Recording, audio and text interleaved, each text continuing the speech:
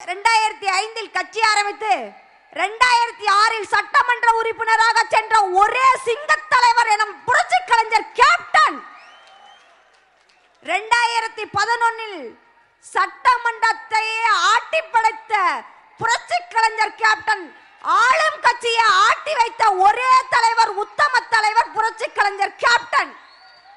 ஒரு சாதாரண மனிதனாக என்னை, ஒரு தாழ்த்தப்பட்ட சமுதாயத்தில் பிறந்த என்னை சட்டமன்ற உறுப்பினராக அழகு பார்த்த உத்தம தலைவர் புரட்சி கலைஞர் கேப்டன்.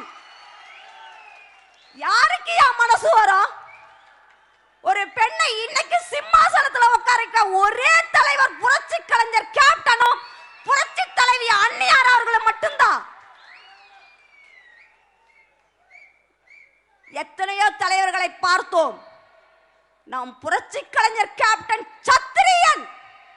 சத்திரியனுக்கு சாவே இல்லை, மறுபிறவியாக இருக்கிறார் சத்திரியன். பாருங்கள், நம் தலைவர், மாநில இளைஞரணி தலைவர், நம்மளுடைய தம்பி அடுத்த வாரிசாக இன்னைக்கு பேசும்போது பார்த்தோம்னு வச்சுங்களேன், நான்லாம் நடுங்கிட்டேன். அப்படியே தலைவர் அப்படியே கொண்டு வந்து நிறுத்தி விட்டாரையா நம்ம சிங்கம்.